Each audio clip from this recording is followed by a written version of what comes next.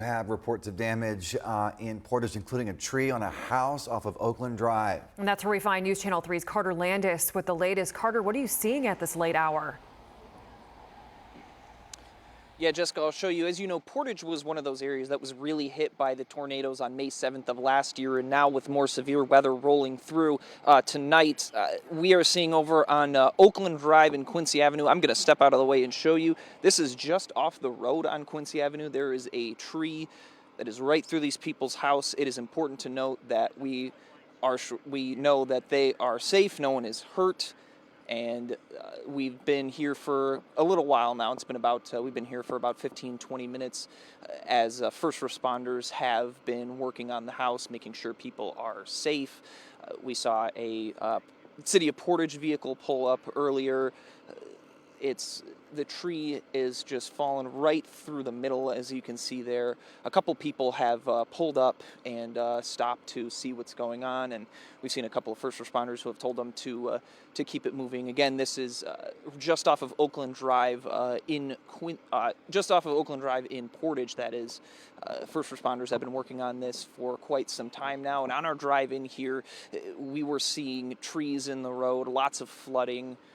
Police were directing people, making sure they were out of the way. There's another tree just a little bit down the way. So this is, that just reminds you of what happened last year with all the damage in Portage.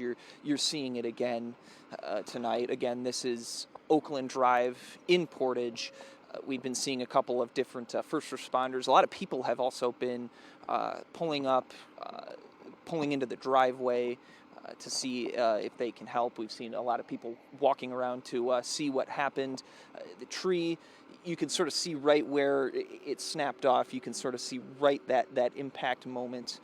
So this is just a lot more damage as we've been seeing and experiencing. We were also in Kalamazoo earlier when the just rains were whipping, the winds were strong. We were seeing debris start to be in the roads. People were driving a lot slower. We saw power outages on the roads and the stoplights and everything. So as of now, there's not too much rain or lightning in the sky, and the winds have died down, and it's a lot less humid.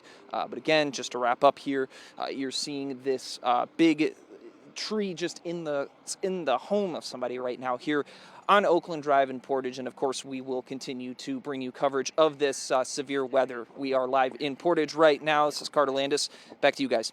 All right, Carter, we are so happy to hear everyone was okay in that home. Our live team severe weather coverage continues tonight. Also, another tree on a house on Foxfire Trail not far from there in Portage, and a tree on a house with entrapment in Buren County. And our Abigail Taylor is joining us live now from Keeler Township, south of Hartford. Abigail, what can you tell us? That's right. We drove out here because we heard report of a man who was stuck inside of his house. He had a tree that fell on that house, and we did get confirmed that that tree fell on a house right over here on 60th Street in Van Buren County. We got stuck here because of this huge tree in the middle of the road. We couldn't go any further, but a firefighter from Keeler Township came out here and told us that that did happen, that a tree had hit that man, but that he is on his way to the hospital. He might be there right now with those injuries. We don't know the extent of them, but we do know that he's on his way to the hospital, and we will keep up with this. As we were driving out here, all of these houses were without power, and we know we ran into at least a dozen trees that were in the road, and this is kind of where we had to stop. So this is Indicator Abigail Taylor, News Channel 3. We did just get confirmed as well that a child has been injured in that Portage situation. We brought you a live report off of Oakland Drive where a tree has fallen into a house. We do know that there was one injury there. This is confirmed to us by Portage Public Safety. A child was hurt and has been taken for medical treatment at this hour. We don't know the severity of those injuries yet, Keith. There's going to have to be, of course, survey teams that are going to be all from the National Weather Service in two offices, really. I'm sure that the North Webster, Indiana office, but certainly the GR office is going to have their work cut out for them tomorrow, because there's going to be plenty of places for them to visit to see if there was any kind of confirmation of either straight line winds or of any kind of rotation. We're waiting now in another 3.5 minutes. We'll see the end of the last warning, I believe anyway. These are some of the chime-in pics again. And just a reminder, if you can safely take some, here's one here from John Flynn, tree down hitting the house here. John, thanks for providing that photo. And John again with another one here with the tree there hitting the house. And so impressive there. There's some lightning from Derek Williamson over Lake Michigan. That lightning was so vivid. Randall Parker with a tree branch blocking the road here. That just coming in the last 30 minutes. We appreciate you helping us tell the story by showing us these pics. That is crazy. Upper Crooked Lake there, lightning on display. Christine, thanks for that photograph there as well. Want to remind you that we are now looking at more than 160,000. Now it's plus 175. Plus 175. It looks like it's about to tip over to 177,000. Numerous power outages here.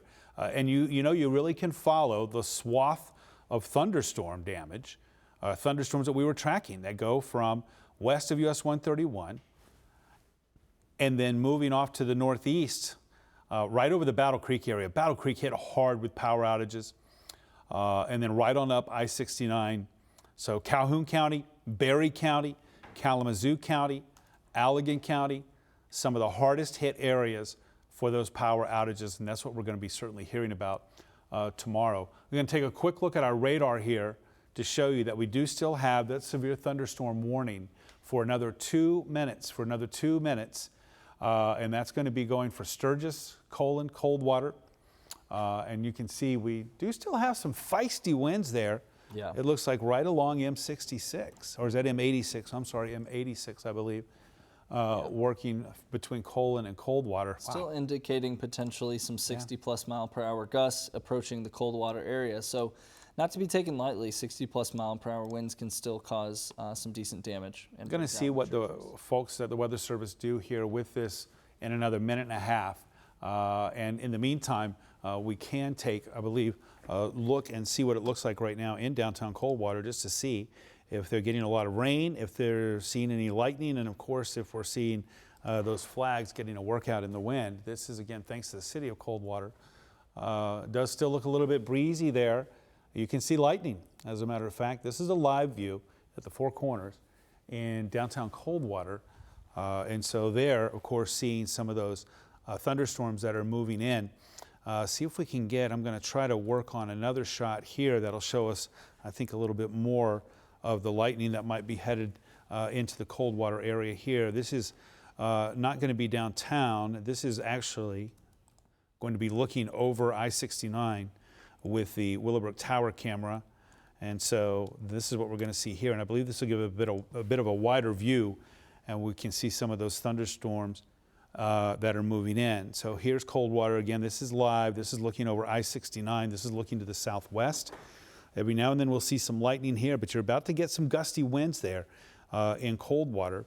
Our Battle Creek camera looking off to the southeast can see the back edge of these thunderstorms as you see the lightning there flashing from the tower camera there in Coldwater. Thanks to the city of Coldwater, plenty of lightning, and again the wind and rain is going to be picking up as Will is tracking some of that rain that is moving through. Let's go back to our map and see if the last of the severe thunderstorm warnings have actually gone away.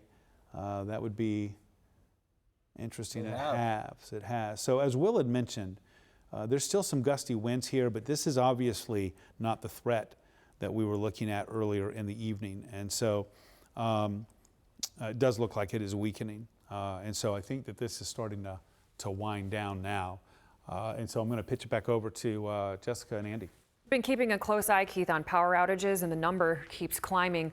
At last check, it was over 178,000 customers affected. I'm actually one of them. I got the text alert about an hour ago. I think I am too. Yes, a lot of people are in this boat tonight. What they're telling people is, quote, after our restoration team has assessed the situation, we will provide you with updated information, including an estimated restoration time and the cause of the outage, which we all know is due to the severe storms. But earlier in the day, we reported 500 crews were ready to hit the road as soon as these power outages happened, and they're going to be working around the clock to restore power until every light is turned back on. And the light of day will certainly help in that process. 10% of Michigan consumers' energy customers are in the dark at this hour. Also, a report here from the Millwood neighborhood, this coming in about half an hour ago. Some trees down around Cambridge and Balkema. That's in the Millwood area. So some trees down in the Millwood area. We do have a brush fire on Wisteria in Portage reported earlier due to a down power line. And as we told you, damage on Oakland Drive and on Foxfire Drive, trees onto houses. A child hurt in one of those situations. We're now told the child's injuries, thankfully, are non-life threatening. As we look at the consumer's energy map, you can see the majority of these are concentrated in the Kalamazoo, Battle Creek areas, right along I-94, and the damage we're seeing in the Portage area seems to be in the northern part of that city, just north of 94. We'll be also, too, checking in on the schools because I'm wondering if these power outages will be affecting school districts in Kalamazoo County and Allegan County. So we'll be keeping our eye on that, especially starting at 4:30 a.m. tomorrow. Well, I think we're out here in the weather coverage anyway. We want to thank you for being patient with us as we've covered this. A pat on the back to Will, by the way, as well. And tomorrow, again, the story is going to be all about the cleanup. We've done this drill so many times with power outages and trees down and stuff. So hopefully everybody comes through this safe. Thanks for staying with us, and we'll be back tomorrow morning beginning at 4:30. And until then, depend on our website for updates. That's WWMT.com. Stay safe. Have a good night.